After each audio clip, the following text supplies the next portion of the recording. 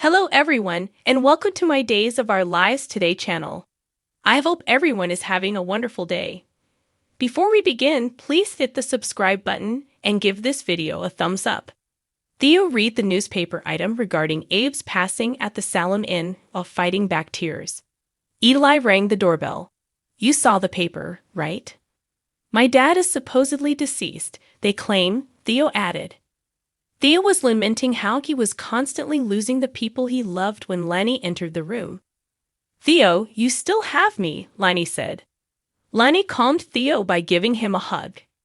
In order to attend Abe's funeral, Lani said that the jail had given her a furlough. I regret not being present when Dad first went missing. I wish that we could have waited together, or perhaps I might have assisted in his discovery, Lani added. Eli reassured Lani. There was nothing you could have done that Steve, John, or Rafe didn't try. Theo. We must look out for one another. Dad would have wanted it, so that's why, Lani added. When Theo inquired about Jules and Carver, Lani smiled and explained how she had raised them outside the confines of the prison. Lani clarified that rather than subjecting the infants to the funeral, they had left them with Valerie. We did explain what had happened to them, but they didn't seem to get it, which is good for the time being, Lani added. Theo realized it was Eli and Lani's wedding anniversary as the 4th of July fireworks burst outside. Eli stated, We made the decision not to celebrate this year. It's because of Dad, Lani said. Theo objected. The reason you should rejoice is because of Dad. You are aware of his joy over you and Eli, Theo countered. While crying, Lani expressed that she couldn't celebrate the occasion without Abe. In her robe, a downcast Paulina sat on her couch and looked at the wall. Flowers had just been delivered when Chanel entered. Paulina muttered incoherently, Put it with the others. John and Marlena's card was read by Chanel. They had a deep love for Abe. They must be grieving as well, I'm sure, Paulina added. Chanel advised Paulina to take care of herself rather than sending something to John and Marlena. Chanel advised Paulina to take a shower and get some relaxation after receiving meal delivery. Not at this time, Paulina stated. At the moment, getting ready makes me think of trying to look my best for my wonderful hubby. Chanel was invited to sit with Paulina. After a little period of stillness, Paulina grieved the pain she had brought Abe. All the love and support you gave him more than made up for any hurt you may have given him. He was very smitten with you, Chanel remarked. The door was rapped on by Lani and Eli. When she first saw them, Chanel gasped. Paulina mumbled, What is it now? Paulina yelled with delight as Lani entered. My precious girl, my darling. As she gave Lani a firm hug, Paulina explained. Paulina told Lani that despite the awful cause for the visit, she was nevertheless happy that Lani was at home. Even if it is just for a brief period of time, I am incredibly grateful to be free. In order to support my mother, my sister, and my brother, Lani stated. Lani acknowledged that she did not believe Abe had left. To me, that just doesn't make sense. I suppose in part because we were unable to bid him go. I was never able to see or touch him. And how in the world are we going to have a genuine homegoing without a body? Paulina cried out. Eli emphasized that there was no assurance that Abe's body would be discovered by the police. They declared him dead right away, didn't they? Despite the fact that there is no concrete proof to support it, Lani griped. Lani demanded to see the proof. That's against the rules. Rafe wouldn't mind though in the circumstances. I'm sure, Eli remarked. I don't give a damn whether he minds. When can we leave? Lani inquired. Lani was cautioned by Paulina not to spend her wedding anniversary in a jail. Paulina said, Nothing you uncover down there at the police station will bring Abe back to us. Lani said, I have to see that proof for myself, or I'm never going to sleep again.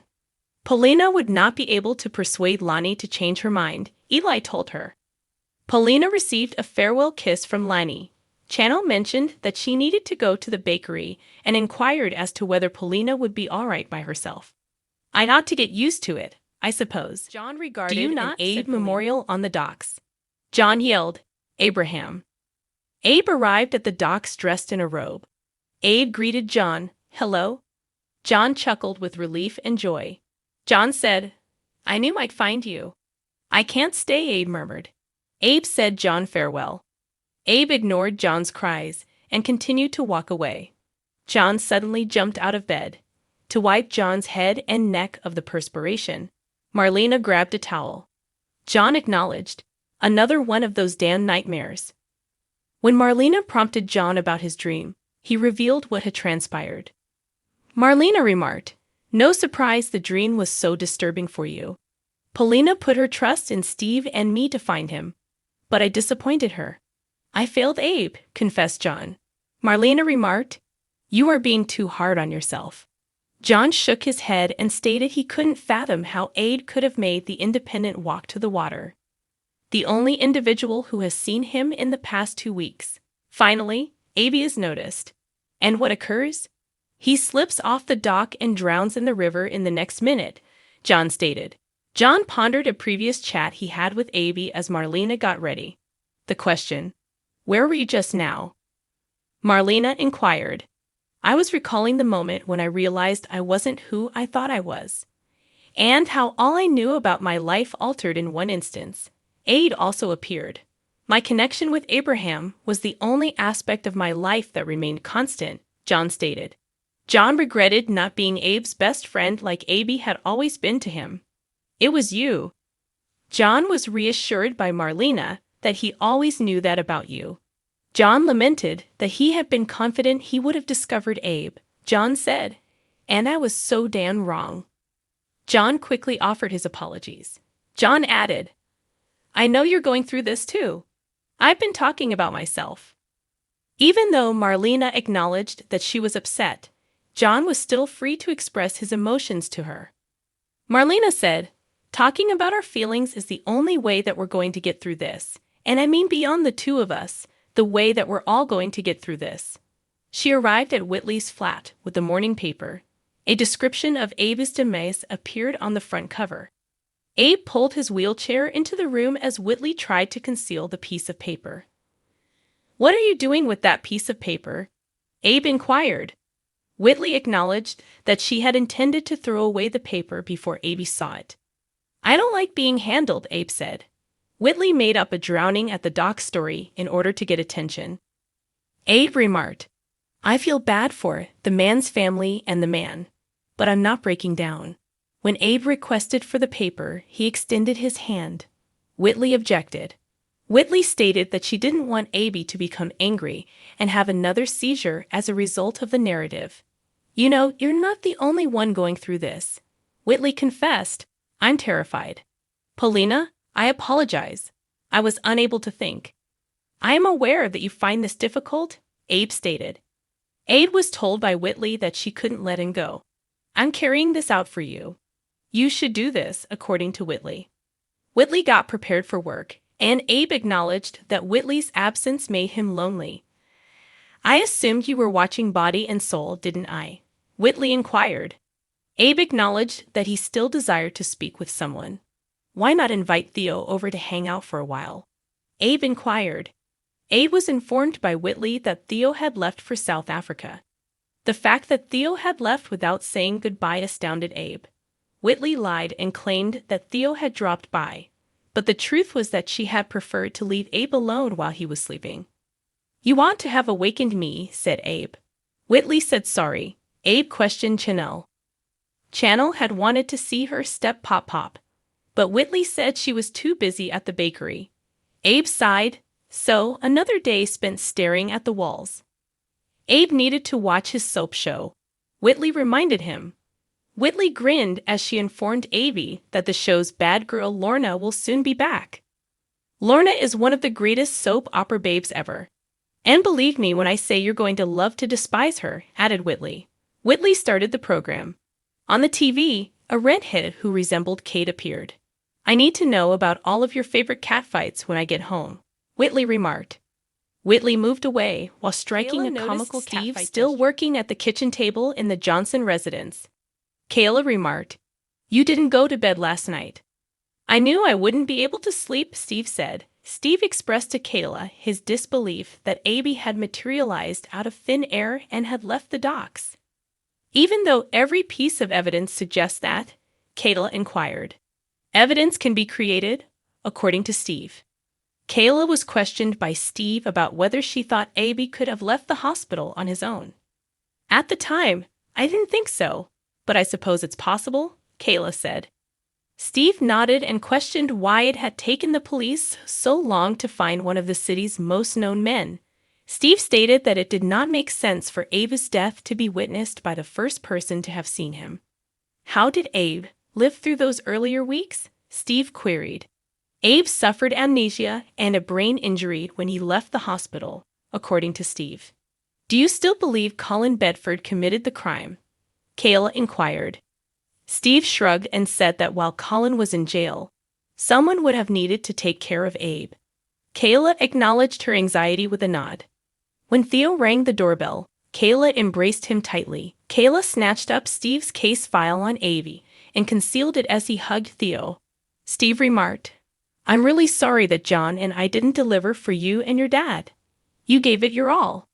Theo retorted, I just wanted to thank you for the donation you made in my dad's honor to the autism organization. Your dad was adored by us. And Theo, we adore you, added Kayla. Theo was reminded by Kayla that she and Steve will be there for him no matter what. Theo was given breakfast by Kayla, who also emphasized the need of eating for him.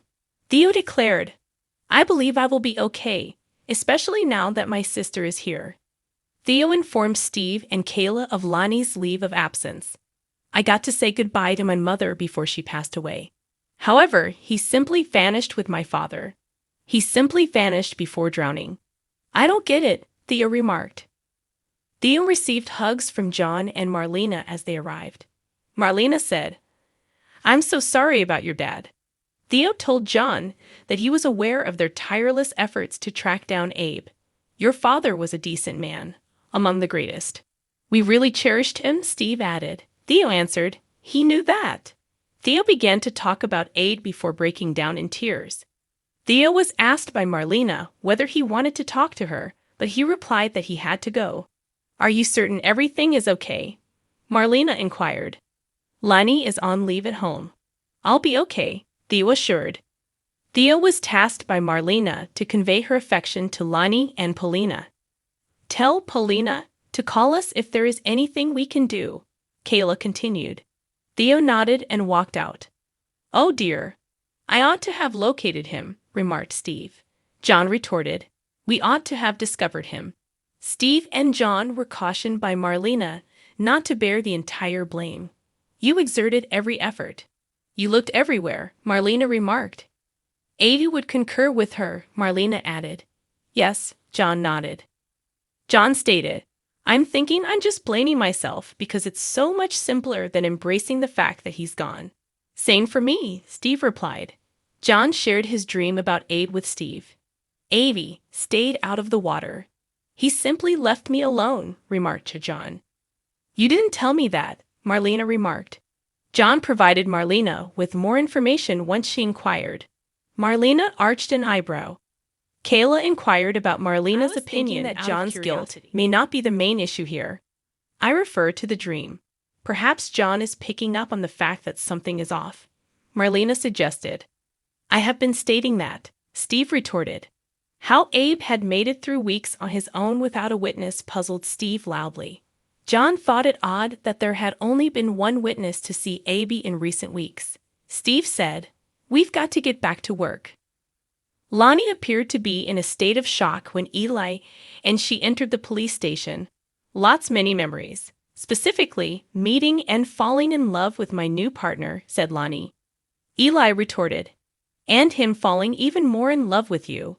Eli was embraced by Lani, who commented that despite a few difficulties, their happily ever after had been rather trouble-free. Eli grins, but nothing too difficult for them, since they were strong. So in love, said Eli. Eli gave Lani a kiss.